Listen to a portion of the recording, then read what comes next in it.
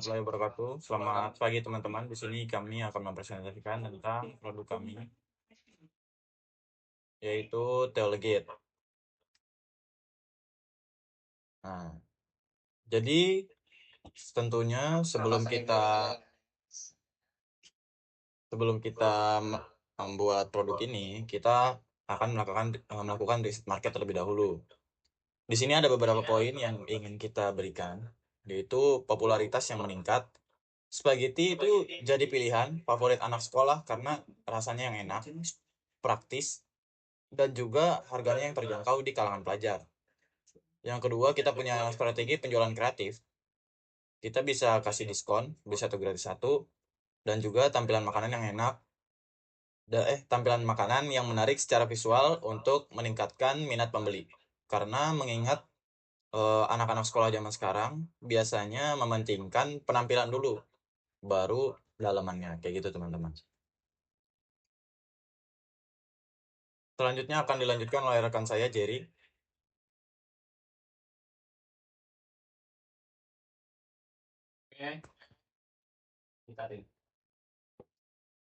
Oke, Bang Dut, silakan Bang Dut. Selanjutnya, perkenalkan, nama saya Dr. Rahman. Di sini saya akan menjelaskan penjelasan dari spaghetti Teolegit. Jadi, spaghetti Teolegit adalah produk mie pasta berkualitas yang disajikan dengan saus bolognese yang lezat serta taburan parutan keju yang gurih, menciptakan cita rasa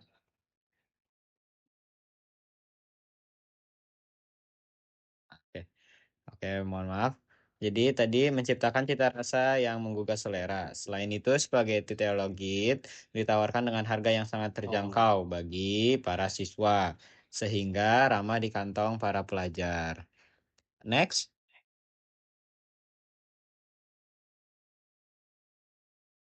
Oke, selanjutnya akan dilanjutkan oleh Devin. Oke, next ada tim usaha dan struktur dan tugas. Pertama-tama CEO itu sebagai koordinasi utama. Kedua ada produksi, itu tuh tugasnya untuk membeli bahan, masak, dan memplating. Yang tiga ada keuangan. Keuangan itu berfungsi untuk mencatat modal, biaya produksi, dan keuntungan. Yang keempat ada marketing. Marketing itu untuk mempromosikan makanan dan berinteraksi dengan konsumen. Yang kelima ada desain. Itu dia untuk membuat logo, poster, dan konten media sosial media. Selanjutnya akan dijelaskan oleh Hafiz. Oke, selanjutnya tahapan pembuatan produk. Yang pertama, siapkan bahan baku, yaitu spaghetti instan, saus bolognese, sosis, keju parut, cup plastik plus tutup. Yang kedua, alat yang digunakan. Alat yang digunakan antara lain kompor, panci, sendok, pisau, dan parutan. Yang terakhir, proses produksi. Rebus spaghetti, lalu tiriskan. Lalu tambah saus plus topping sosis dan keju. Sepertinya lezat sekali teman-teman. Yang terakhir tutup rapat dan siap dijual. Selanjutnya akan dilanjutkan oleh Bung Jovan.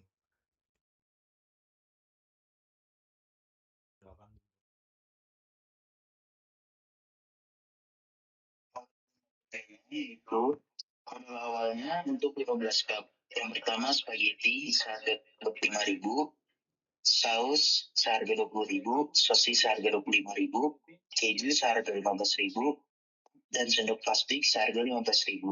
Totalnya itu 100.000. Jadi modalnya 6.600 per cup. Harga jualnya 8.000 per cup. Keuntungan yang didapatkan sekitar 1.500 per cup. Jadi jika dijual 15 cup, keuntungannya itu 21.000. Selanjutnya akan dilanjutkan oleh rekan kami, Jerry. Baik, yang terakhir kita ada jadwal launchingnya.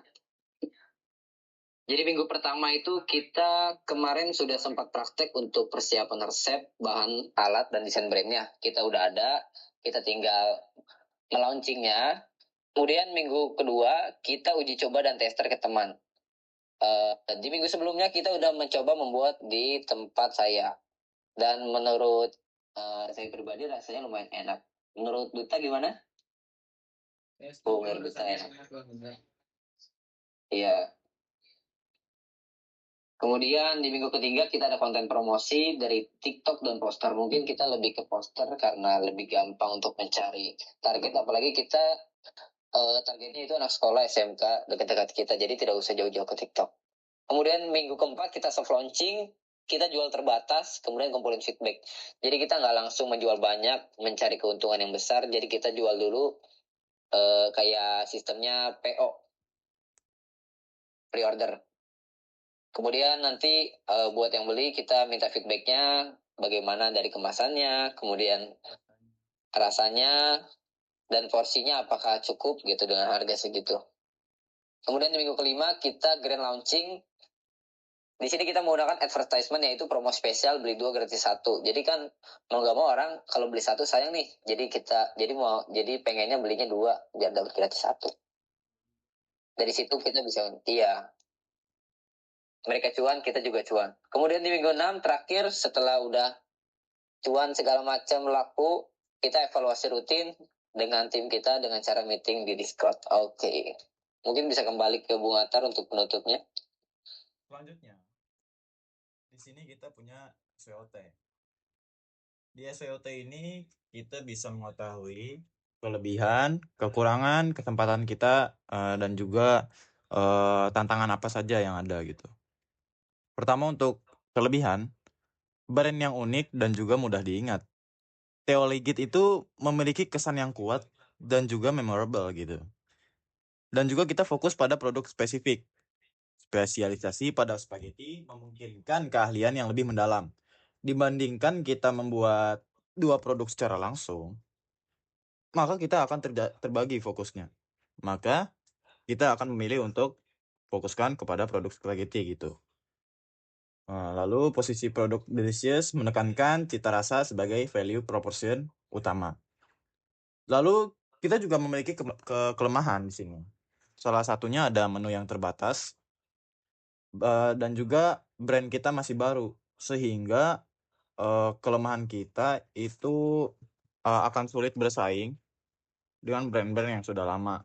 Tapi sebenarnya brand yang masih baru ini tidak terlalu berpengaruh karena mengingat kita ini berperang di dalam sekolah gitu. Jadi kita tidak perlu ribut-ribut karena kan di sekolah kami itu dibiasakan untuk beli makanan dari dalam, dan makanan-makanan yang masuk ke dalam itu akan diorganisirkan dengan baik. Selanjutnya ada skala operasi yang masih kecil. Berdasarkan informasi yang tersedia, kita ini masih dalam tahap awal. Jadi kita ini ya masih pemula lah gitu, tipis-tipis aja kan. Nah, kesempatan yang kita punya dalam bisnis ini adalah pasar pengiriman makanan yang berkembang, popularitas pasta di Indonesia, pemasaran media sosial, peluang waralaba, catering korporat, dan juga ekspansi food court. Kalau misalnya kita ini bertujuan untuk meningkatkan skala bisnis ini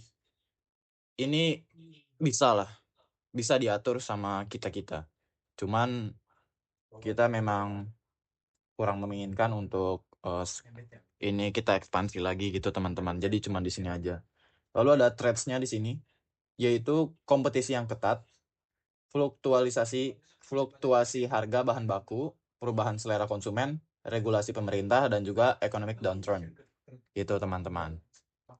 Selanjutnya akan dilanjutkan oleh teman kami Jerry.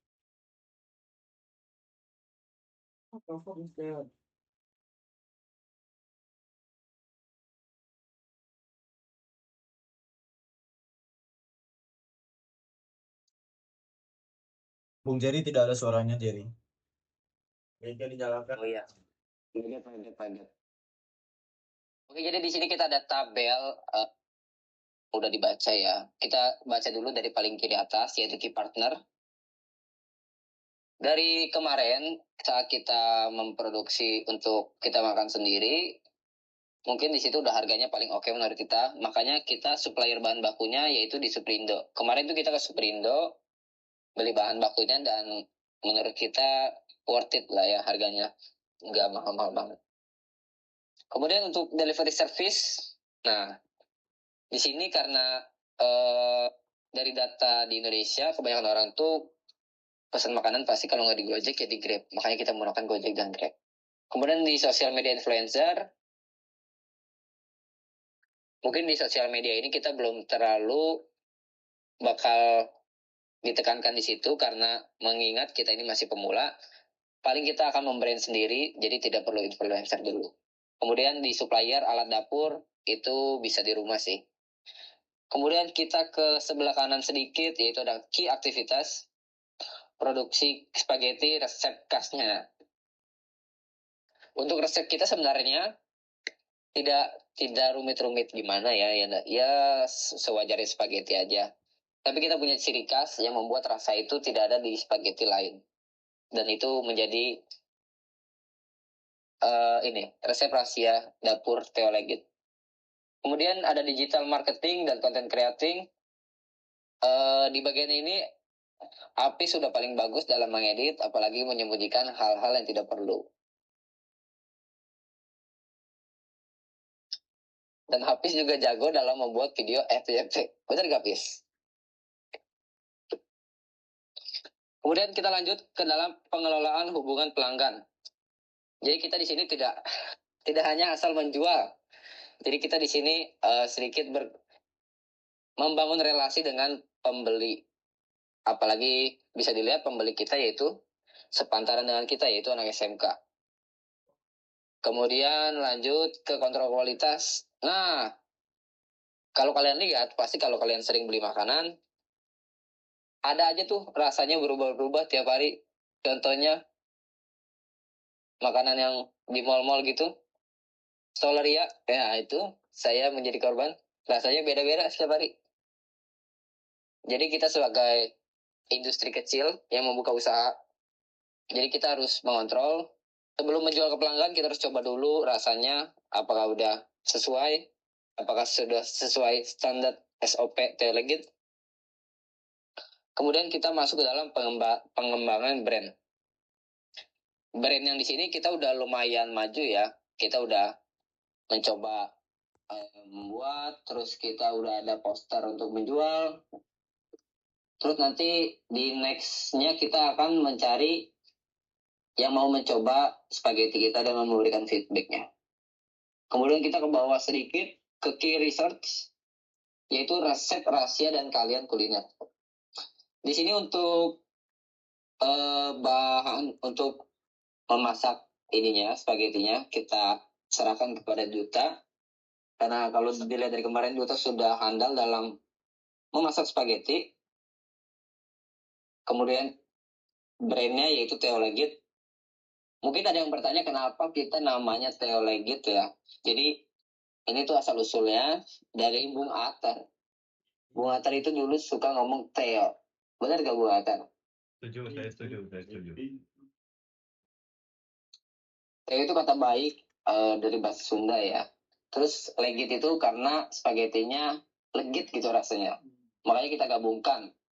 Jadi Theo Legit. Kemudian tim produksi dan chef. Tim produksi kemarin yang datang itu ada Jopan, ada Devin, ada Duta, dan saya. Dan chefnya yaitu Duta. Kemudian peralatan dapurnya karena kita kemarin belum launching, jadi kita masih menggunakan peralatan dapur pribadi. Belum beli-beli alat. Kemudian di website dan akun sosial medianya, kita dalam proses pengembangan. Jadi belum dipublikasikan. Kemudian kita ke kanan sedikit, yaitu ada value proposition. Cita rasa spaghetti delicious, fresh, dan homemade. Yang paling penting dari kita tuh homemade. Jadi kita buat sendiri. Bukan makanan yang fast food. Kita buat sendiri. Jadi ya dijamin nggak bikin cepat penyakit kalau makan spaghetti. Kemudian ada authentic Italian style dengan twist lokal. Nah ini kalau mau nanya Italian style, kita di sini sedikit menambahkan sosis apa nih, Pin? Sosis Candler.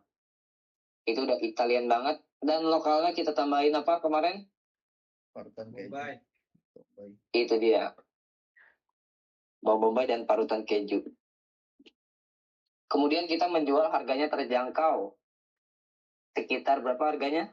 Sekitar 10 ribuan. Dimulai dari 10 ribuan yang paling murah. Harganya udah terjangkau, kualitasnya premium. Karena kita di sini jualannya karena baru, jadi kita tidak main-main dengan kualitasnya. Kita buat seenak mungkin agar pembeli kecanduan makanan Theo Legit. Kemudian konsisten rasa, ya seperti yang tadi. Jadi kita sebelum menjual, kita cek dulu apakah rasanya sama. Maka dari itu, jadilah konsisten. Kemudian kita masuk ke kanan, yaitu customer relationship. Layanan personal, kontak langsung, dan feedback.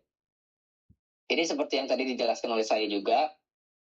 Ketika kita menjual, apalagi kita itu targetnya anak SMK, yang ya nggak jauh dari kita dan kita kenal, maka dari itu pastinya kita membangun relasi, pastinya ngobrol.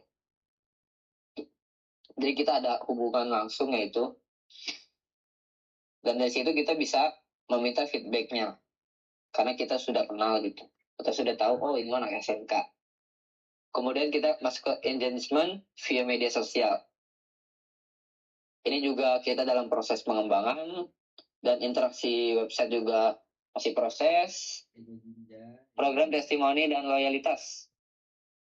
Di sini juga kita masih proses dalam testimoni, kita sedang mengembangkan Theo Legit kita spaghettinya untuk kita cari testimoninya. Kemudian untuk ke bawah ke channel, yaitu ada website dan media sosial. Ini nanti akan kita buat. Namanya Theo Legit site. Kemudian platformnya kalau kalian mau beli ada di Gojek, GrabFood. Kontak langsung bisa di WhatsApp nanti. Terus kalau mau walk in, jika ada outlet fisik, outlet fisiknya itu kita di sekolah jualannya. Jam istirahat kedua. Promosi dari mulut ke mulut. Nah ini yang saya maksud. Ketika kita membuat produk yang enak,